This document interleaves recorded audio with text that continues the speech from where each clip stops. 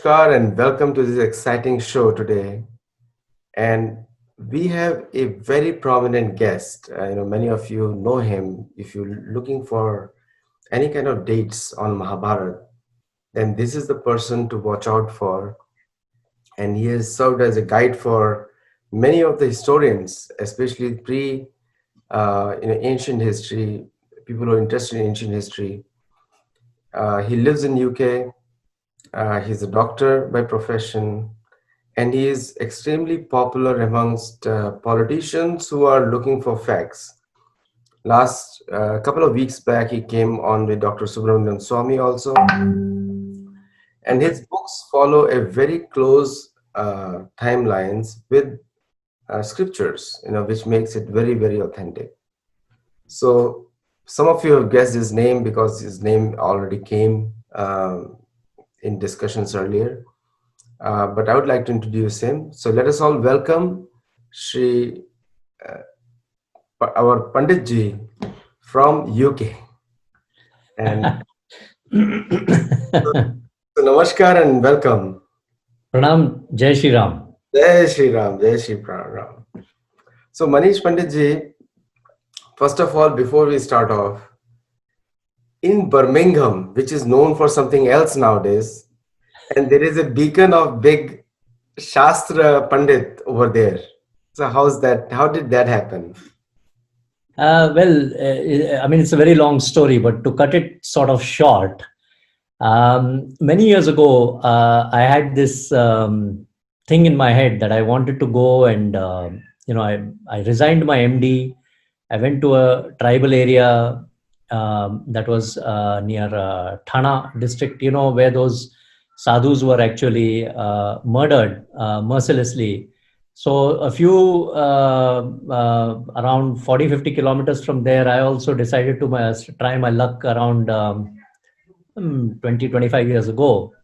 And I was lucky. I very nearly I was also attacked, but I was slightly more, a lot more luckier. And I actually escaped from there, and I also managed to diffuse that particular situation at that time. And then I landed up over here in the UK. Now, my parents were alive at the time, you see. They didn't want to see their son getting into all these sort of things. And I also was very obedient in those days. So I also accepted it, and I landed up over here. Mahabharata dating is one of my passions rather than anything else. I had no intention of getting known as a Mahabharata researcher in any way or form. I was very happy to leave everything to a lot of other people. But then slowly and steadily, as these things happen, you get into these things, and there you are, one fine day. So I ended up publishing a book on this and releasing it free. तो ये चीजें हो जाती हैं हाथ से, मतलब कोई करता नहीं है, और वो मुरलीधर जो होता है तो वो मुरली से सबको नचाते रहता है यहाँ से वहां. तो हम भी नाच रहे थे वहां, और क्या करें, यही हुआ है और कुछ नहीं हुआ. लोग ऐसा बोलते हैं कि कृष्ण की लीला अपरंपार. तो जो भी अपने पूर्व जन्म का जो कार्य होते हैं उसमें वापस अपनी याद वापस आ जाती है. तो पूर्व जन्म में जो भी आपके कार्य होंगे तो अभी आपको वापस याद होगा. For the viewers who are listening in English can not understand what I am saying is that without Krishna's mercy is not possible to remember or to do these kind of activities what we are trying to do. So before we start off, especially about ancient history, in Sathology channel we try to debunk all the mythology related to that. Or in mythology, what colloquially it means is that it's a fake thing. It's not a lie. It's not real. It's bad. So this word itself is very bad. And so therefore we invented the term Sathology because it is the science of truth. And that's exactly what it means. And so in this Mahabharata, the doubts have been created by Islamic invaders to India, Bharat. And then I think it was in Akbarnama, the Mahabharata was banned. That's where the notion came in India that Mahabharata ko rakhna ghar mein kalay jata hai. It brings quarrels in the house if you keep Mahabharata. That was in Akbarnama. So it was banned there. The second is that the British colonialists, who were mostly Christians, they tried to bring some legitimacy to the Jesus fables. I call them fables because none of them can be proved. So therefore, they also created a misconception that all ancient history is fake. If that is not true, then all history is fake. But in last few years, I think based on people like yourself, because you have been active in this, people like you who have contributed a lot towards making this particular history of Mahabharata as real. And now the discoveries are also coming in. The Arvind invasion theory is also fake. All these things have been proved not to be false. So before we have set the background now. So what like to say, ask you, Shri Manish Panditji, that on what basis that you started this study and research so that you have come to this conclusion about the timelines? Right. तो शुरू करते हैं श्री कृष्ण का स्मरण करके। मूकम करोति वाचालम पंगुम लंघयते गिरिम, है ना, कहते हैं ना। तो हम भी वैसे ही समझिए कि हम भी अपना मतलब मूकी थे, कुछ आता भी नहीं था, तो हमको भी सिखा दिया, तो हम भी सीख गए और हम भी चल पड़े। और हमने भी ये जो माउंटेन है महाभारत का, which is one of the most difficult scriptures to actually analyse, इसमें हमें भी थोड़ी सी क्योंकि ओशन है पूरा का पूरा, और ओशन में से बस ये इतना भर हमें पानी मिल सकता है ना, तो हमने उतना पानी ले लिया, उतना भी बहुत है फॉर ज्ञान प्राप्त होने के लिए। That is a lot. Now on what are we basing this? I will just put a couple of my few slides up. So I'll just share a screen, तो उससे आपको पता चल जाएगा। तो there are 3 points on which we are basing all our things, or whatever we are talking about in terms of scientific dating of Mahabharata. It is on the basis of science, archaeology, so current scientific theory, archaeology and astronomy or archaeoastronomy, but also we should not discount oral tradition, and I want to come to that in the end of this, which is like I've said just a few days ago, I want to reveal something really, really interesting and very, very important, which will be a huge thing for Vaishnavites who are belonging to Tamil sort of lineage. Those sort of people will be ecstatic at hearing some of these things, what I will present right at the end. But for the moment, if we go to just this bit of it, so what we have got, the lower limit of the Mahabharata, we can definitely say around 2200, some even would go higher than that, earlier than that, 2600 BC, based on painted graveware and Yamalarjuna soapstone tablet. Now I talked about Yamalarjuna soapstone tablet with Dr. Swami, but I did not show what it is. And there is the Yamalarjuna soapstone or steatite tablet, which is discovered by Mackay. It was discovered in Mohenjo-daro, Larkana district, in present day Sindh in Pakistan. It is there in his report in part 1. The pages are there. Whoever wants, they can take the screenshot of this, all your people, wherever it's going and streaming. There's Lord Krishna with 2 beings who are emerging from the trees. They are the cursed Gandharvas, identifies Nal Kubara and Manigriva. So this should put to a rest, because this is from Mohenjo-daro from to at least 2200 BCE. So Krishna worship is happening in 2200 BCE. Aryan invasion gaya. There's no question of Aryan invasion, nothing like that. And Sri Krishna is now straight away minimum time period we have to consider this. Now, at least we have to go earlier than this now. So this is my first point. My second point, what I want to put, is the upper limit for Mahabharata. Now, this upper limit for Mahabharata is not known to many people. It is based on a Magha Shukla Ashtami verse. And what is that verse? Here is that verse. I mean, there is another verse which is given in the critical edition, but this verse is really important because it says Shukla Pakshasya Chashtamyam Magha Masasya Parthiva Prajapatteja Nakshatre Madhyam Prapte Divakare. So Shukla Paksh ki Ashtami, Shukla Paksha Ashtami of Magha Mas. See, this is very important because what it is fixing as a result of this is that you are getting a winter solstice at Shatabhisha and a vernal equinox at Rohini. And the Bhishma Moksha is over here. This cannot happen before 3200 BC. We can prove this in a variety of different ways. By calculation, I don't want to bore the viewers too much, because they'll become too high flung and jargon ridden. So I don't want to go there. So this is our upper limit. Mahabharata will never cross the 3200 BC, beyond 3200 BC. But the question then arises, is are we more ancient than that? Okay, so before we go to that, let us go to a bit of archaeology. So I talked about just yesterday the Burkle crater,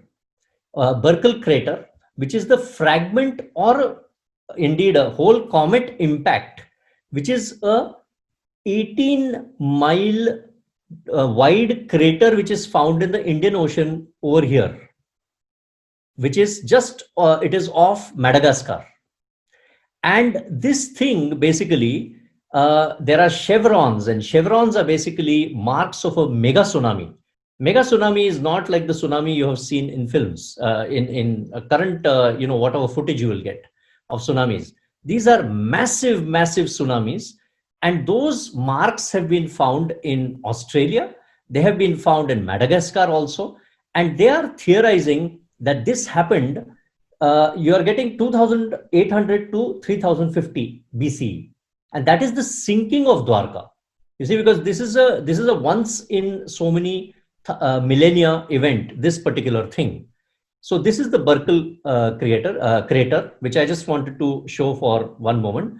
And this is very important, because this has got, if you imagine a comet or a fragment of a comet coming down into the earth, you keep looking in Hollywood films, they always talk about this thing, but this actually happened.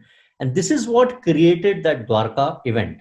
Dwarka event was not created by all these things which happened pre 6000 BC of glacial water melting and all those sort of things. So this is my number two, sort of just a bit of archaeology. Which comet it could have been? It could have been Comet Soho. I'm giving you the path of Comet Soho over here. It could have been. That is my next point. Now, let us go to how old we are. So astronomy can show us how ancient we are. Now, for example, the Panchayuga system, which is introduced by Brahma, that talks about summer solstice in Dhanishta Nakshatra. And this is a snapshot from Cyber Sky, which I have put over here. You can clearly see over here the summer solstice. And you can see this is Capricorn and Aquarius. This is Dhanishta Nakshatra roughly. If you look at this, this is 14,501 BCE. So this is the rough point, Dhanishtadis Tadakalo, Brahmana Parinirmita. Okay. So this is definite that we are going 14,500 BC for summer solstice in Dhanishta, which is mentioned. Then Vishwamitra is seeing the summer solstice in Shravana Nakshatra, and that is 13,500 BC. And that again, if you see over here, you can see the slight difference in where this summer solstice is in between Capricorn and Aquarius over here. And if you see over here, it has shifted just a little bit. So this is basically summer solstice 13,500 BC. Okay. So this is from Mahabharata itself. This is primary evidence is there in Mahabharata itself. So the antiquity of Bharatiya civilization is established. Itihasa, it actually happened. That is how we are terming Mahabharata and Ramayana. We are not saying mythology. We are not saying it is, some fiction. We are saying it is itihasa. It actually happened. So that is highly important. Now, I'm going to show, if you allow me, or if you want to interject or you want to clarify something, that is fine. I will show 11 events or 12, 13 events of the Mahabharata, which are only possible in 3067 BC, which is the year of the war. Shall I stop the screen share again for a moment? Yes, please. Right.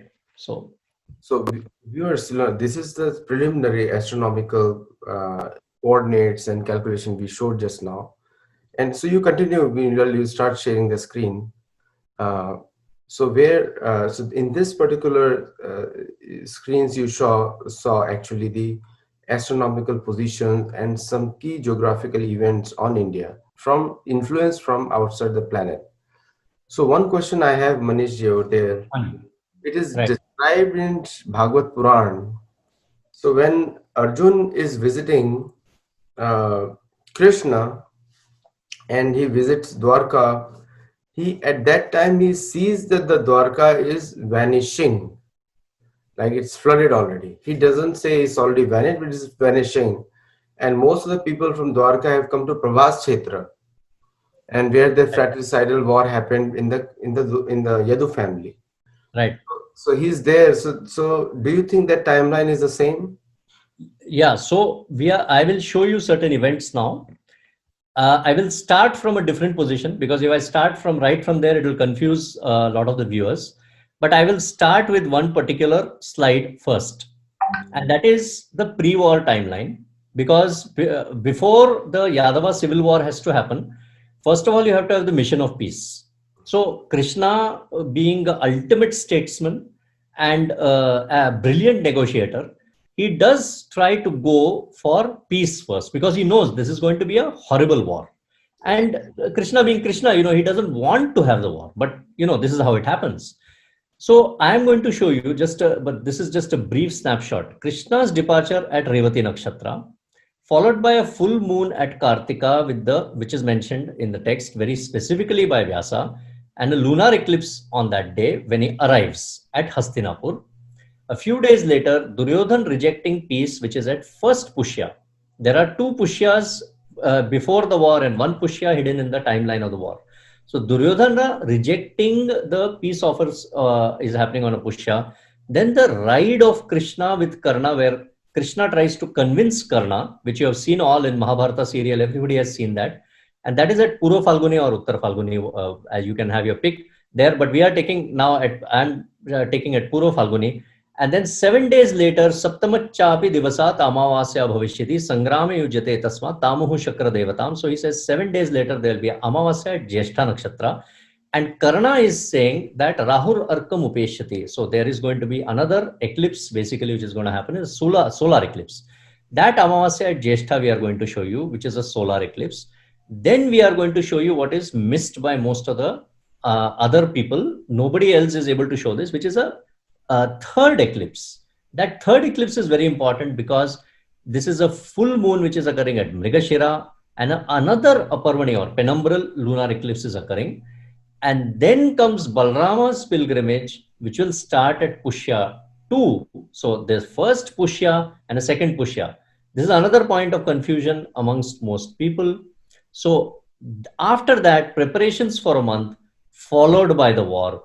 And the war can never begin on a Amavasya.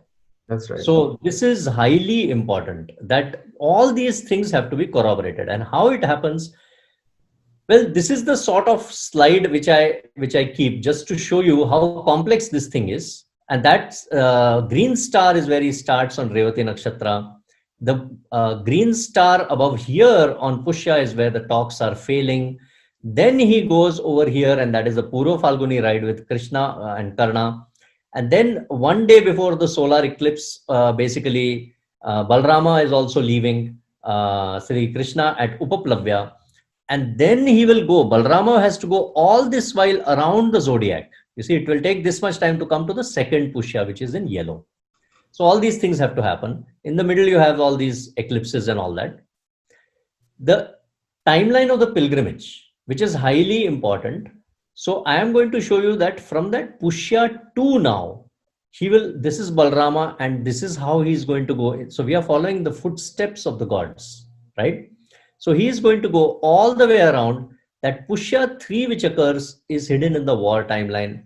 Then he has to come over here to Shravana Nakshatra. Now, Vyasa ji is giving a very perfect timeline for this pilgrimage. He is telling you, Pushyena samprayatosmi Shravane punaragataha. And he's saying it will take 42 days. And this is one of the most difficult timelines. And to make it even more complicated, there are verses which are pointing out, multiple verses which are pointing out that the 18th day is a Amavasya of the war. And that is that same day when Balrama has to arrive. And we are corroborating, and we are perhaps the only people to corroborate this most difficult timeline. Because why? Because the two timelines of the war, which is the 18 days of the war on the y-axis, and the x-axis, which is the 42 days of the pilgrimage, these two have to synchronize and coordinate on the 18th day of the war, which is also the end of the pilgrimage. Correct. If you fail one, you fail the other. Yes. And if you fail this, you fail the Bhishma Moksha timeline. This is the problem. So this is highly important. And to make it much more complicated, the 14th night moonrise, which is described as a crescent moon in the eastern part of the sky and occurring very late at night, which is a late waning phase moonrise. So Krishna Paksha, it will be a Dashami or Ekadashi moonrise. You see, so that has to occur on the 14th night. And that is after the killing of Ghatotkach. This makes it very difficult because that means the last day of the war has to be Amavasya. So this moon phase of these two timelines has to synchronize on this as well, which makes it incredibly difficult for most researchers. Most years will never corroborate this. It's almost an impossibility. We are going to show it. Okay. So I will just very quickly start on that, and I will take it all the way up to the Yadava civil war, which is after the war, about 36 years after. So this is the start of the mission of peace. 26th of September, 3067 BCE.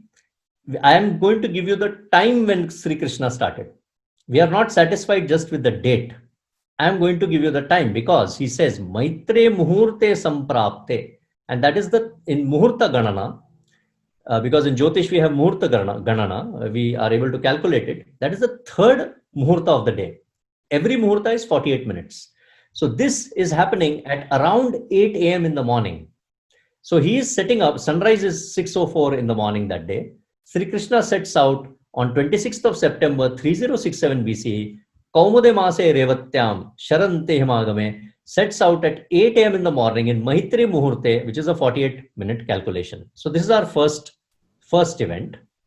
Our next event is the arrival at Hastinapur 3 days later. That night is the first lunar eclipse, 29th of September 3067 BCE. Note that in the text it is given it is 3 days later. So because that thing is 3 days later and the first day's nakshatra is given as Revati, so Revati, Ashwini, Bharani. So it can either be a Bharani or a Kritika. It cannot be anything else.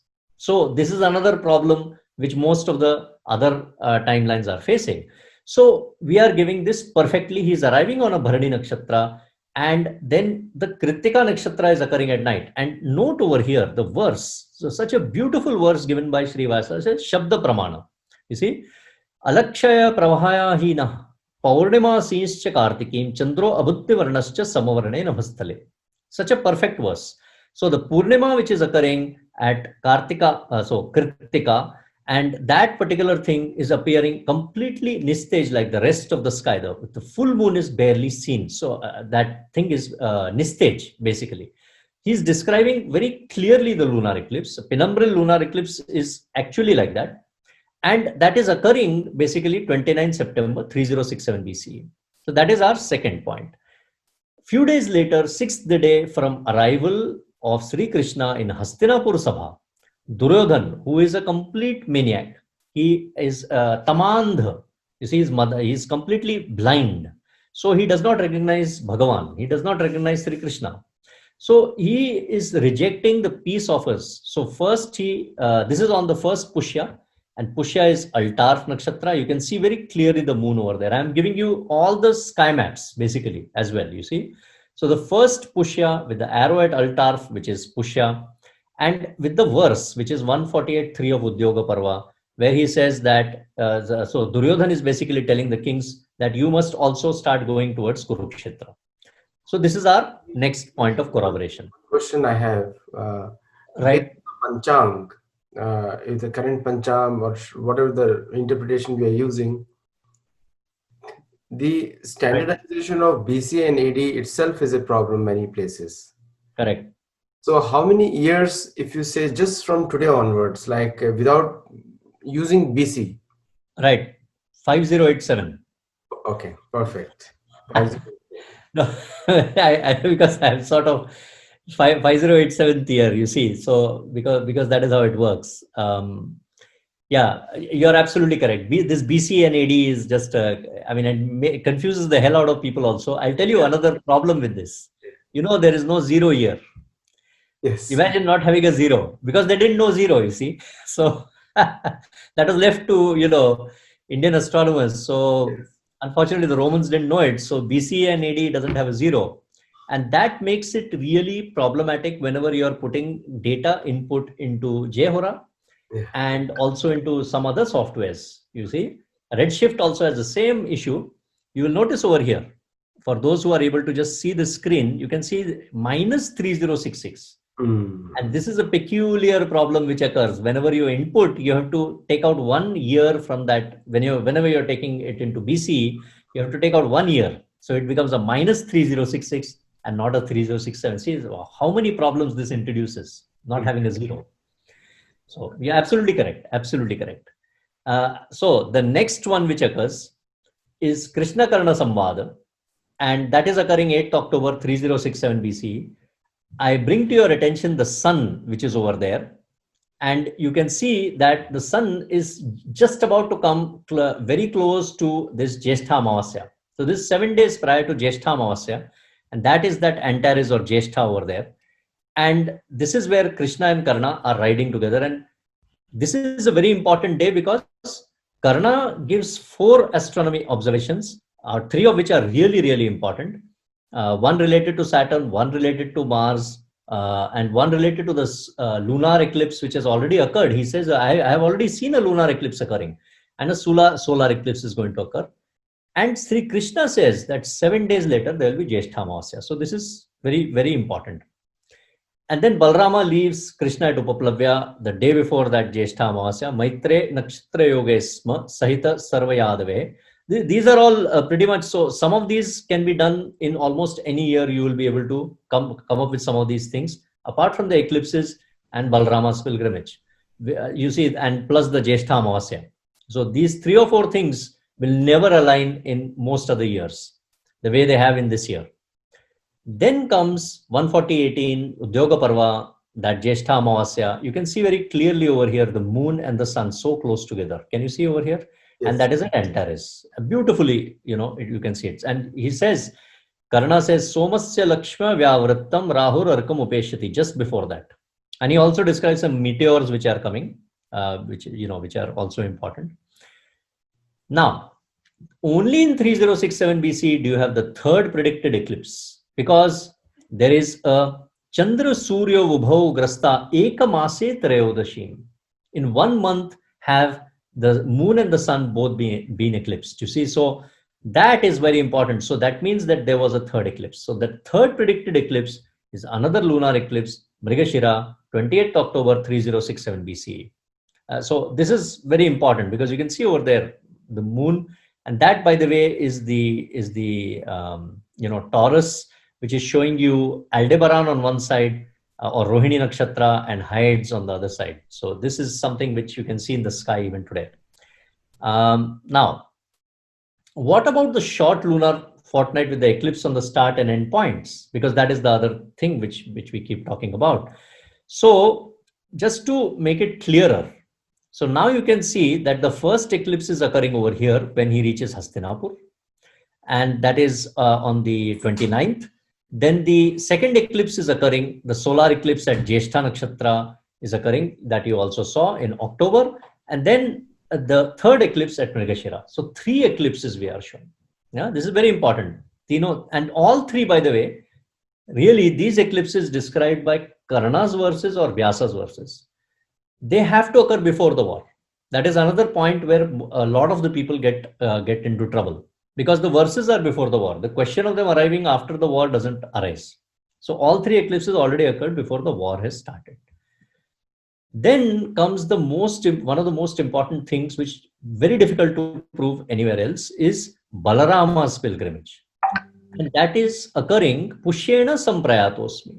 Now, just for the viewers, because why anybody should start on a Pushya Nakshatra? You see, so even today, I'll stop the screen share for a moment, and we'll get back to this for a second. So Pushya Nakshatra is very important, and there is a reason for it, is because even today when you see the jewelry ads which are coming, the jewelry ads, they always say that buy it on a Guru Pushya. You'll see all the ads, big full page ads are coming, right? Even over here, you get full page ads, right? Even in Birmingham, right? So the gold of consciousness is actually what is talked about in the scriptures. They're not really talking about this gold. And Balarama knows this fully well. Therefore, he wants to start on a Pushya Nakshatra. That day is, by the way, a Guruvar. So he is starting on a Guru Pushya at sunrise to collect the gold of consciousness. You see, so Pushyena Samprayatosmi. So I will just share that again. And then he will come back on a Shravan Nakshatra. You can again see very clearly that he is starting on a Pushya Nakshatra, and that is over there, altar or Pushya. And he has to come back in 42 days. That is the other thing. So this is a very, very difficult sort of a corroboration to be done. Now, let me just go back to that. Right. Then there is a pre-war ritual Bharani Homa. Now, this is very important. 21st of November 3067 BC is the Bharani Homa, which is the Homa which is done because all the people who are going to die in the battlefield, they want that they should also have Sadgati. You see? So for their Sadgati to occur, and for various other, there is a war Homam basically, which is occurring. For victory also, this Bharani Homa is performed. So this is the next thing which is done. 25th of November, the war will start. And so the war starts 25th November 3067 BCE. In the previous 3067 BC theory, which was done by Sri Raghavan, Professor Achar, and others, it was 22nd November. I have shifted the war timeline by 3 days. And the reason the Gita will be on 24th of November. The one day before will be the Bhagavad Gita according to tradition, which is actually ISKCON. It is still celebrated as the Mahadvadashi is also celebrated anyway. So that is one idea. It will start on a Shukla Paksha Trayodashi. Now this is corroborated independently in Harivamsha. In Harivamsha Parishishtha, this is given very clearly. It cannot start on Amavasya, obviously. We all know that anyway, for various reasons. Then the 14th night war moonrise, which is really important, because why we keep saying war cannot start on Amavasya, there are nearly 100 independent observations which are occurring on this moonrise. And those are in the chapters 159 and 161 of Drona Parva. If these are ignored only, then we can say that war can start anywhere. But if these are taken into consideration, there are a few verses, 2 verses I will only quote. Tatah kumudanathena kamini ganda panduna netranandena chandrena mahendridig alankarta, which means that a crescent moon rising in the eastern part of the sky, basically very late at night. That is described very, very late at night. Around 2 o'clock in the morning, you will see over here, December 9, 2:20, I have taken over here. And you can see the moon over there. And this moonrise, which is occurring so late at night, is basically as described in the text, I mean. So it is not that I am going to say that it is a waning phase. It is described in the text like that. So because it is described in the text like that, I have to take it. And that means that the moon is a crescent moon approaching Amavasya. It is described as a crescent moon also. And in fact, in chapter 161, it is said that the moonrise is occurring when 3 out of 15 parts of the night are remaining. So that is my other point, that 3 out of 15 parts of the night are remaining. So this is late waning phase Krishna Ekadashi. And so that is very important. And therefore, the last day of the war has to be Amavasya. And it also has to be a Shravan Nakshatra, because Shalya Parva, chapter 33, verse 5-6, Pushyena Samprayatosmi Shravane Punaragataha. So Pushya Nakshatra he starts. We showed you Pushya Nakshatra. Shravana Nakshatra I am just about to show you. Can you see over here that the moon and the sun are coming very, very close together? Basically, they are in Capricorn, it is showing over here, although no Rashis in the Mahabharata. but nakshatra wise, this is the Shravana nakshatra we are talking about. And by the way, that is that 12th December 3067 BCE, on that particular day is arriving. So this is a fantastic corroboration, which is not possible in almost in any year, in any other year. Either the tithi or the nakshatra for this pilgrimage and war synchronization will be off, and that really is why we keep saying that 3067 BCE is the year of the war. This is one of the reasons. We also want to ask the very difficult question: can we show the moon phases from Anuradha Nakshatra, where he starts, where he leaves Sri Krishna on Upaplavya, at Upaplavya, and then right through the pilgrimage, through the war, and right up to the end over there, with the 14th night moonrise coordinated? Can we show those moon phases like that? And here they are. So you can actually see from where he left the Pandavas, where he left rather Upaplavya, right from there, the pilgrimage will start over there. And then you've got over there one of the Punarvasus, which is occurring, the Purnima, the 14th night waning phase moonrise, and the pilgrimage is ending on the Amavasya, December 12th, Shravana, 4:02 p.m. on the 18th day of the war. This is an impossible thing to corroborate with the 14th night moonrise in most cases. I'll stop there for a second while we, I'm sure people may have some questions maybe. So, I can go to, next I will go to the Bhishma, just few verses, 2 verses, and I want to go to Nammalvar. The saint we are talking about is Nammalvar, one of the 12 Alvars, and he is born on the 43rd day after Sri Krishna ascends to heaven. The ascent to heaven is given the nakshatra and the tithi. It is a Chaitra Shukla Prathama and a Uttara Bhadrapada nakshatra. So 43 days after that, on a Vaishakha Purnima, must Nammalvar be born. This is another difficult corroboration, and we are going to show you that also. If we have got time, hopefully, we'll see. No, we can divide this show in 2 parts. Today we finish this part and then we do another next week. So one of the things which is that the Krishna's disappearance from the planet has to be 36 years after the Mahabharata war. Right. I think that is a good reference point to corroborate the whole thing. Where right. And the Parikshit's birth is also another one. So Parikshit's birth is right towards the end of Mahabharata war. Right. You can correct me there. You have more insight. Parikshit's birth is slightly more difficult, but Sri Krishna disappearance from planet, Yadava civil war, I will show you in a moment. Yeah. Absolutely, perfectly we can show you those. So I think I'll show you that anyway. I think why wait? Okay, 1 second. Let me just do that. So I will jump Bhishma for a moment, and I will go straight to. So here are our eclipses 36 years later at the Yadava civil war, 3031 BCE. So 3067, 3031, 36 years. I'm showing you exactly over here. October 20th, lunar eclipse. November 5th, annular solar eclipse. You can actually see over here very clearly. Redshift is showing it. And the penumbral lunar Aparvani lunar eclipse, which is following just after. And mind you, this is exactly like how it is said in the text. They are saying, this short lunar fortnight.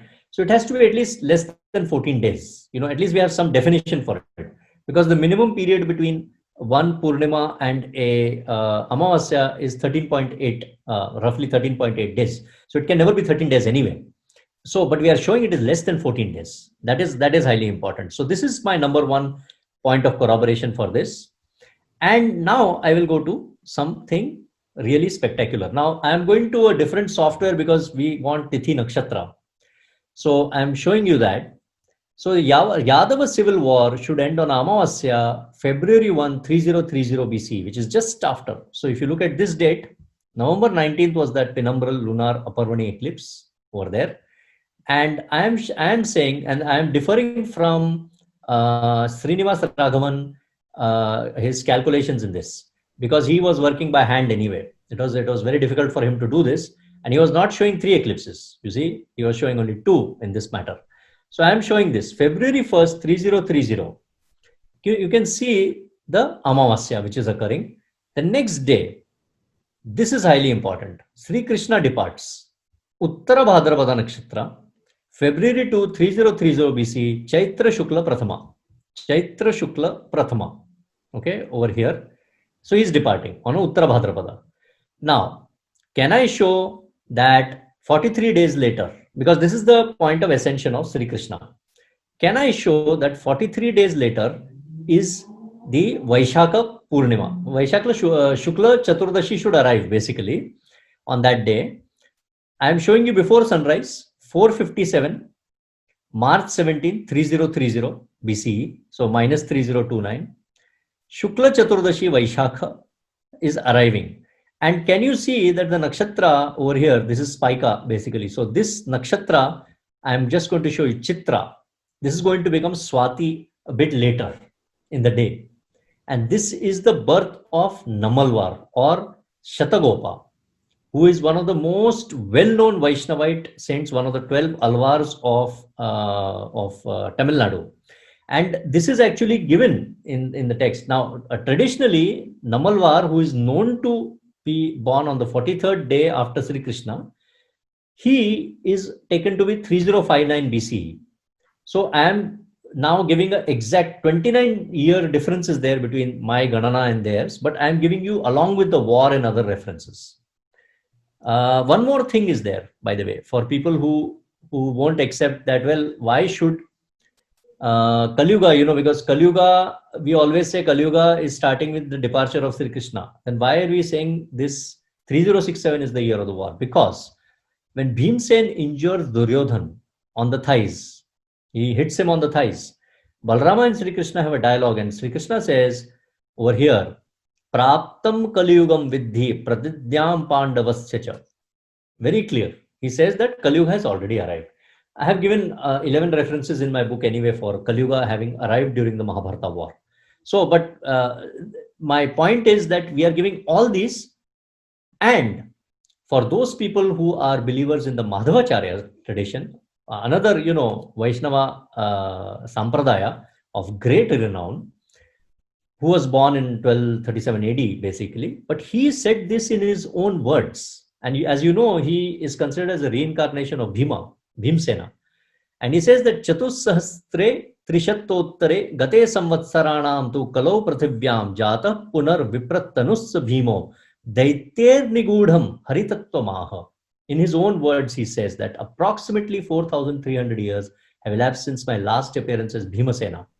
So that gives us 3063 BCE, since this 1237 AD for Bhimsena. And the commentators on this have said that it's basically an approximation. So it's very close to 3067 BCE for the war, you see. So I've showed you scientific tradition, I've shown you archaeology, I have shown you astronomy, and now I have shown you the words of the saints as well as Namalvar. So, this is fantastic. I think this show has been such an eye-opener for all of us, and especially me. I have been a student of these texts for a long time, but the way you have put the correlation in terms of astronomy and the Shabda Praman with the scriptural evidence, and also the movement of Balram, which is extremely crucial. People talk about Mahabharata war just looking at the dates and the nakshatra of Krishna's appearance, but that is not enough. Actually, Balram's movement is more scientific proof, because you exactly know, because he went on time, came on time, and Mahabharata was over. And right. So I think you have done very factual analysis, and also your dates are matching what the Shastra is also saying, which all the saints are also saying. Exactly. And many people have claimed different dates, and which is also, I would leave it to them to judge. We are not here to judge anyone, because at least they're doing something good for the society.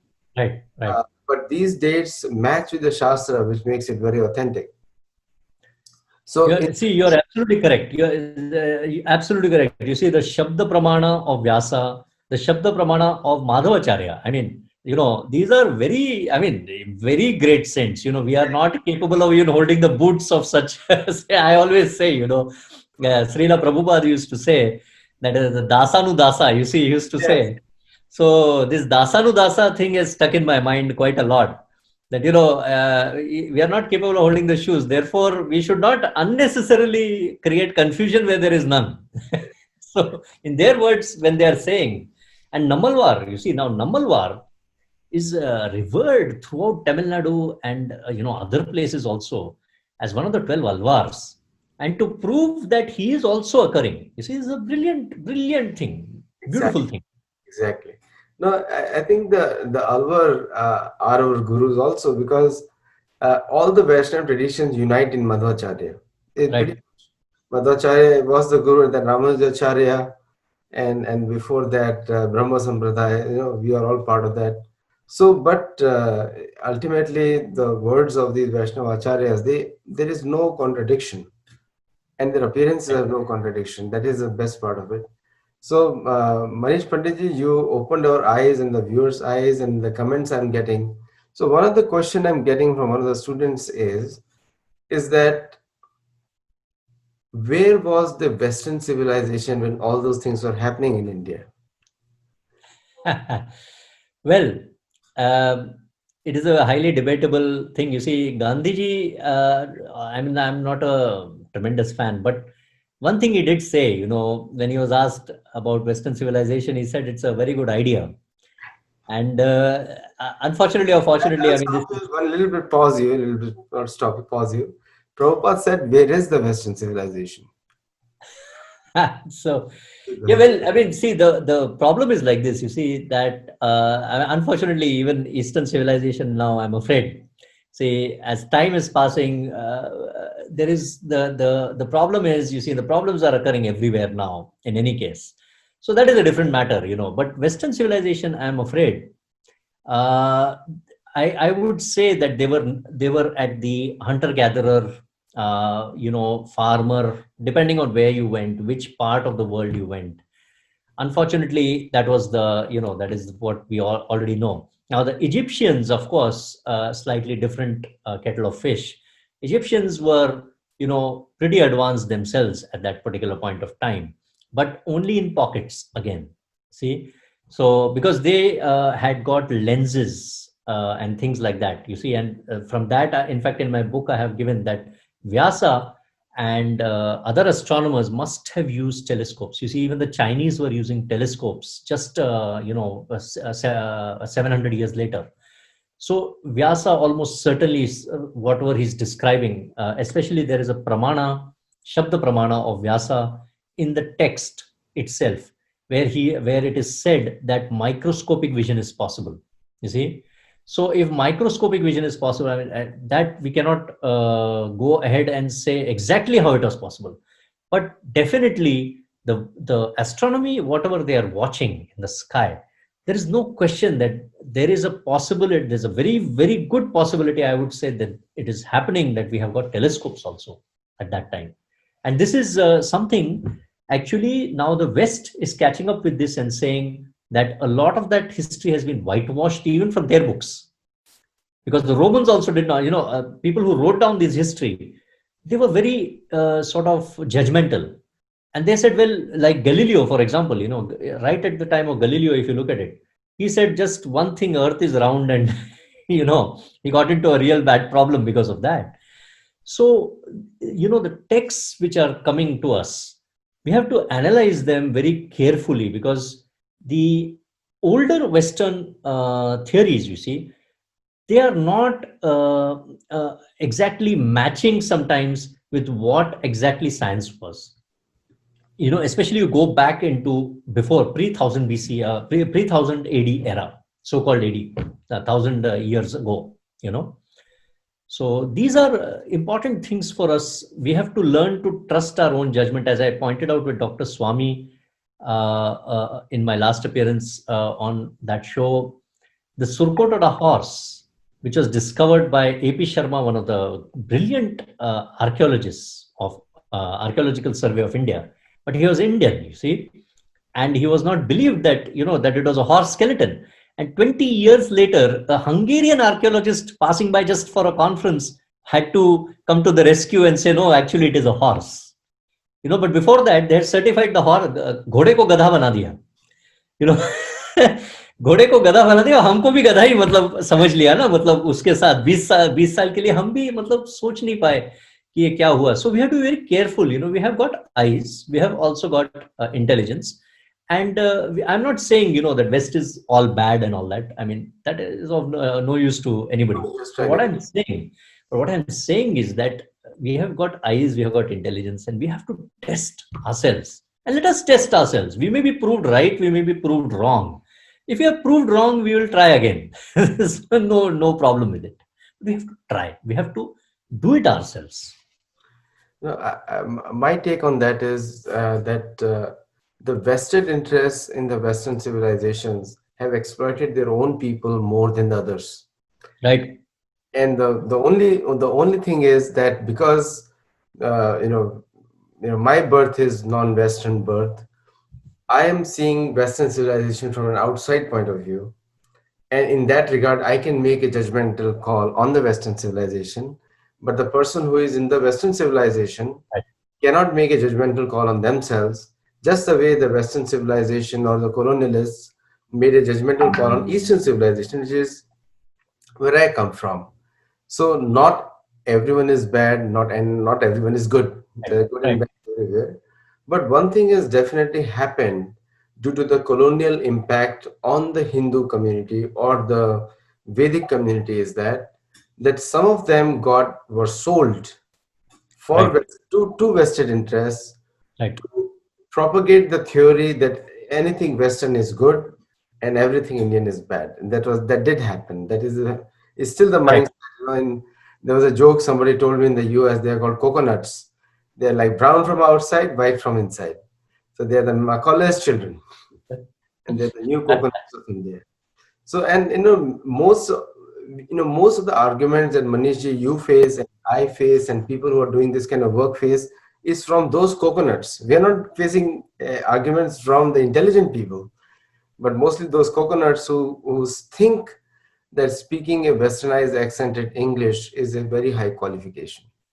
And बिल्कुल आपने बिल्कुल सही फरमाया. Whatever you're saying, you see, in fact, I'll tell you something even more bizarre.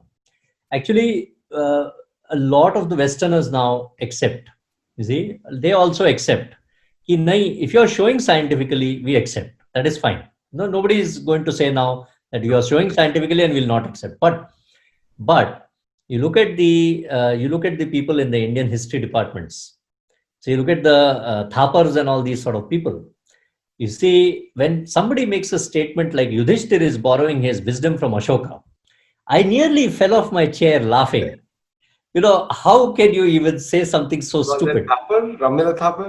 Yeah, I mean, how can somebody say that Yudhishthir is borrowing his wisdom from Ashoka? I mean, there is a separation of thousands of years in the middle, and in between that is coming Gautam Buddha, for God's sake, to give more wisdom to Romila Thapar. But we'll have to talk about Gautam Buddha separately, because I firmly believe that Bhagavatam says very clearly, from the birth of Parikshit to the appearance of Nanda, 1,150 years, right? Very 12.6. We are sharing the same timeline. And in fact, after that comes Mahapadmananda and then Shishunaga and so like the Buddha's appearance has to be Shunga dynasty. You see, I'll tell you what has happened. They have taken one of the Chandraguptas, who was, Ujjain Chandragupta ko leke, who was with the Balabhadra and all that. They have taken that guy to become the other Chandragupta, which was the Maurya, and this thing has completely 1,300 years ka kya exactly ghapla kiya hai, ye inko hi pata hai. Matlab, problem kya hai ki the traditional dating is there. And traditional dating, which is giving Gautam Buddha around 1,000 minimum Gautam Buddha is 1680. He cannot go after that. It has to be before that only, or at least at that. Okay, and then Shankaracharya, the lineage is there. In all the mathas, the lineage of Adi Shankaracharya is there, which is saying 544 BC. Yes. I mean, beyond this, what anybody else is going to say? It is a bit like Namalwar, I mean, Namalwar, the lineage is there. Madhavacharya lineage is there, I mean, he is telling that it is in such and such year. Yet we keep thinking about all sorts of, 1000 BC. Somebody told me one day, 1 AD. Abhi, I will not be surprised if another 1000 years later, somebody will say, ki, nahi, Mahabharat just occurred in 2020 also. It's entirely possible. You see, the way these things are going. TikTok video dekh rahe sab. So I think अभी नाम उसका चिंगारी हो गया India में, but the name is still the same, TikTok. So the concept is still there. So viewers, a lot of interesting topics coming out. You can see that myself and Shri Manish Pandit ji enjoying ourselves in this discussion. So I hope all of you also enjoyed today. And I know it's late for you. It's a Sunday morning. And some of you on the East Coast is already 11 in the morning. So thank you all for joining. And thank you all of you who watched us live. And we'll again come back with a show with with Alwar. And then after that, we have a series. I think already topics came out now. What we need to talk about: Buddha, Chandragupta Maurya, Shishunag dynasty, Shunga dynasty. Right. And we're going to completely present a different viewpoint together. So Namaskar, keep watching. Sathology is a science of truth, and never accept any mythology. Namaskar. Thank you. Jai Shri Ram.